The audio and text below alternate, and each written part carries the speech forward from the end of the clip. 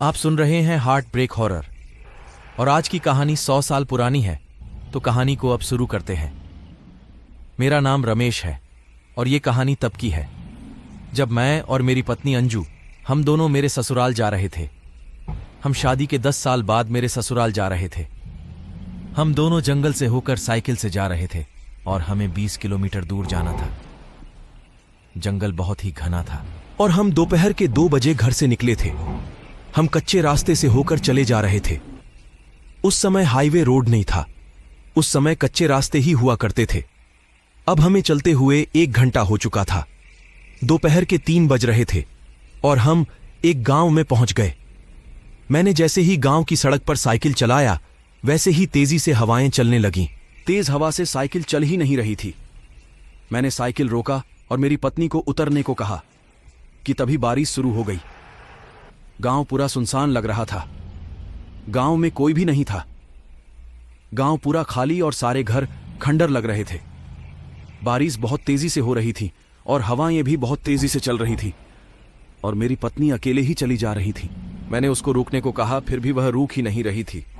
उसे मेरी बात सुनाई ही नहीं दे रही थी।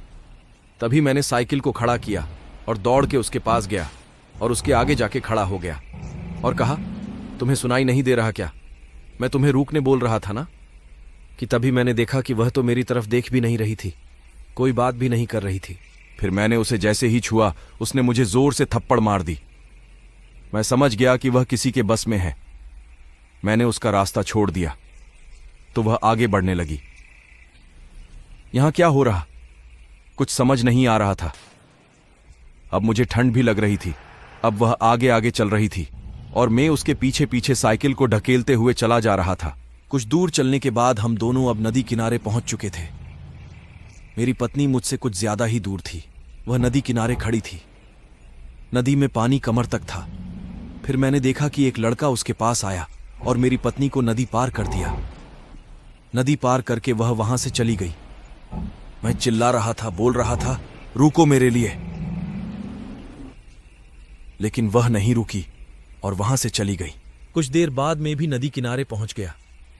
मैंने इधर उधर देखा, वहां कोई भी नहीं था। नदी किनारे सिर्फ झाड़ियां ही झाड़ियां नजर आ रही थी। मुझे कुछ समझ नहीं आ रहा था कि वह लड़का आखिर चला कहां गया। फिर मैं अकेले ही नदी पार करने लगा। ठीक मैं नदी के बीचों बीच हुआ ही था कि मुझे ऐसा लगा कि किसी ने मेरा पैर पकड़ लिया हो। मैं जोर से पैर को खींच रहा था लेकिन मेरा पैर हिल भी नहीं रहा था कि तभी मैंने देखा कि नदी का पानी बढ़ रहा है। अचानक नदी का बहाव तेज हो गया और देखते ही देखते मैं पानी में डूबने लगा। मैंने अपनी साइकिल छोड़ दी थी और मैं अब पानी में डूबते जा रहा था। मेरी जान जाने ही वाली थी कि मैंने देखा कि पानी के अंदर बहुत से लोग हैं और वे मुझे देख के मुस्कुरा रहे हैं। उन सब की मुस्कुराहट बड़ी ही भयानक लग रही थी। मैंने उन सब के सामने हाथ जोड़े तो एक लड़के ने इशारा किया और उन सब ने मुझे पानी से बाहर निकाला। बाहर निकालने के बाद मैंने देखा कि ये वही लड़का था जिसने मेरी पत्नी को नदी पार कराया था। फिर वे सब आपस में कुछ बातें करने लगे। वे सारे बड़े ही भयानक लग रहे थे और चारों तरफ से मुझे घेर रखा था। उसमें से एक आदमी बड़े गुस्से से मेरे पास आया और मेरा गला पकड़ के ऊपर उठा दिया। मेरी सांस फूलने लगी। तभी वही लड़का आया और उसने मुझे छुड़ाया। मैं उन सब के सामने रोने लगा।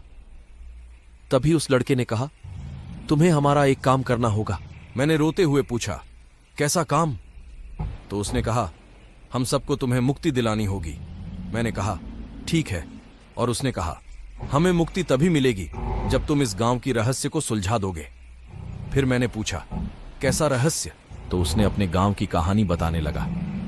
कहा, यह कहानी 20 साल पुरानी है। उस समय गर्मी का मौसम था लेकिन अचानक इसी गांव में बारिश हुई।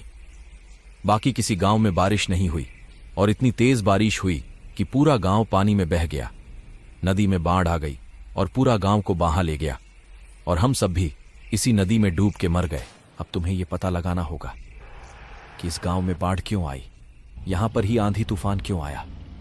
अब तुम्हें यह वादा करना होगा कि इस रहस्य को सुलझाकर हमें मुक्ति दिलाओगे, तभी हम तुम्हें यहां से जाने देंगे, नहीं तो हम तुम्हें भी इसी नदी में डुबाकर मार देंगे। फिर मैंने वादा किया। तब उस लड़के ने कहा, अपनी आंखें बंद करो, मैं तुम्हें उसी दिन में भेजता हूं। जिस दिन यह घटना घटी थी मैंने आंखें बंद की तो उसने कुछ मंत्र पढ़े और मैं उसी दिन में चला गया जिस दिन यह घटना घटी थी, यानी कि 5 साल पीछे। फिर मैंने आंखें खोली तो मैं उसी रास्ते पर खड़ा था जहां से गांव का रोड शुरू होता है। मैं गांव के रोड से जाने लगा। गांव के सब लोग बाहर बैठे थे। दोपहर के 1 बज रहे थे। बहुत तेजी से धूप दे रही थी। गांव के बच्चे खेल रहे थे। कुछ देर बाद मैंने देखा कि अचानक अंधेरा छा गया, जैसे कि दिन नहीं रात हो। तभी मेरी नजर एक आदमी पर पड़ी। मैंने देखा कि एक आदमी गमछे में लपेटकर कोई चीज ले जा रहा है। मुझे कुछ शक सा हुआ और मैं उसका पीछा करने लगा। वह जंगल की तरफ जा रहा था। जंगल बहुत घना था और वह थक भी गया था। उसने एक बड़ा सा पीपल का पेड़ देखा और उसके सामने खड़ा हुआ और गमछे से वह वस्तु निकालने लगा। तो मैंने देखा कि ये तो शिवलिंग है। उसने उस शिवलिंग को नीचे जैसे ही नीचे रखा, वह शिवलिंग अचानक पेड़ के खोखले में घुस गया और पीपल के पेड़ से आवाज आई, तुमने जो पाप किया है इसका दंड पूरे गांव को भोगना होगा और तुम्हें भी भोगना होगा। तुम्हें कभी मुक्ति नहीं मिलेगी। ये बोल के पेड़ का एक डाली नीचे आया और उस आदमी का गले को और हाथ पैर को बांधकर ऊपर उठा दिया। वह तड़पने लगा, छटपटाने लगा और वह मर गया। उसकी लाश पेड़ पर ही लटक रही थी। कुछ देर बाद मैं 5 साल बाद वापस से आ गया। मैंने सोचा शायद ये शिवलिंग उसी गांव का है जो रोड के किनारे मंदिर है, जो अभी टूट चुकी है। मैंने सोचा शायद ये शिवलिंग आपस से मंदिर में रखने से शाप से मुक्ति मिल सकती है।